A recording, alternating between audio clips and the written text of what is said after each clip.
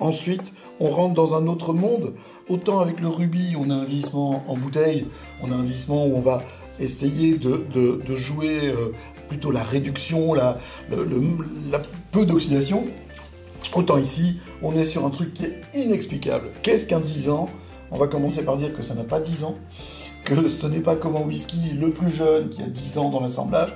C'est un assemblage qui n'a pas une moyenne de 10 ans, mathématiquement, mais qui a un style, un goût. L'Institut des vins de Porto, qui met la petite bague dessus, goûte chaque lot avant qu'il ne puisse obtenir le sceau de garantie. Et en fait, chaque maison a un style pour son 10 ans.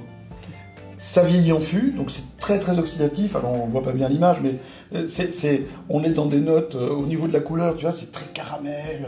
On a de l'orange amer, on a de la noix, on a plein de trucs. Et c'est le Porto plutôt qu'on a chez Saint-Nénène, ça, parce qu'on n'est pas obligé de tout boire d'un coup. Celui-ci, si on n'a pas bu la bouteille en 15 jours, imagine que tu es tout seul et tu bois un verre régulièrement, ça tient quand même 6 semaines, 8 semaines ouvert sans problème en fait. Voilà.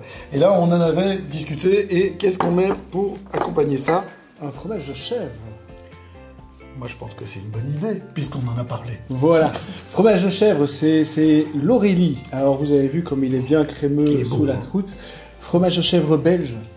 Il vient de Lummen, près de Hasselt. Et c'est un... Tu m'en as parlé. Karditzel. Oui, c'est ça. Et tu m'as dit que c'était vraiment un des meilleurs chèvres en Europe. Pour moi, c'est un des meilleurs producteurs de chèvres en Europe. C'est en plus une superbe synergie entre un gars qui doit avoir presque 60 ans maintenant. Un vieux. On va pas dire ça. Fais bien attention. Non, mais moi, j'ai pas 60 ans. Mais méfie-toi quand même. Et puis deux jeunes fermiers. Et en fait, ils ont les champs de l'abbaye de Herkenrode, près de Hasselt. Et c'est là où ils font paître les chèvres. Et en plus, ils ont introduit des chèvres autochtones. Ce sont les chèvres de Campine, vraiment des chèvres belges autochtones. Et il y a les deux jeunes qui produisent le lait. Et puis Guido, qui lui produit le fromage. Ce qu'il faut peut-être expliquer, c'est que la chèvre produit très très peu de lait. Déjà, la brebis, c'est pas beaucoup, mais la chèvre, c'est encore moins. C'est quoi, 2 litres? Environ entre 1 litre 8 et 2 litres 6 environ. Jour, hein. Oui, par jour. Et il faut savoir qu'il faut environ entre 8 et 10 litres de lait pour 1 kg de fromage.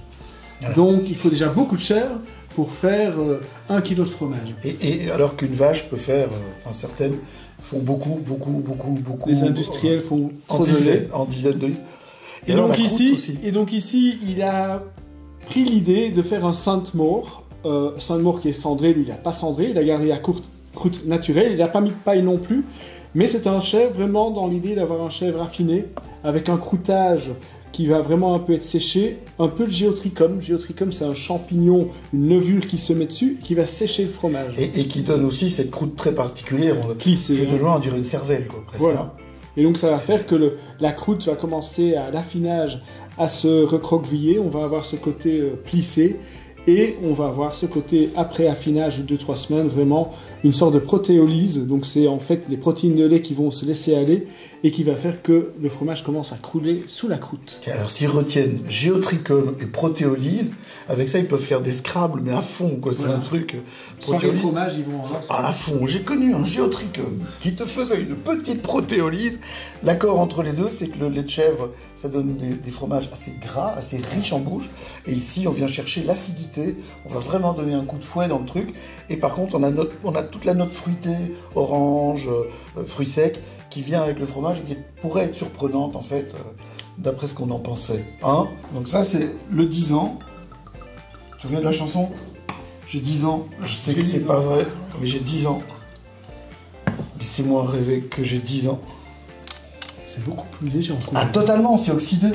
La couleur, les pigments qui colorent, si tu veux, les anthocyanes, principalement, qui sont des polyphénols colorants, ont disparu. Et c'est le jaune qui prend la place. Et donc ça devient orange. Tu sais que les blancs et les rouges, un jour, ont la même couleur. Les vins blancs et les vins rouges, en vieillissant, les vins blancs vieillissent en brunissant, et les vins rouges vieillissent en devenant orange. Et un jour, ils ont tous les deux la même couleur d'orange. Encore bien trinqué. C'est incroyable. Santé.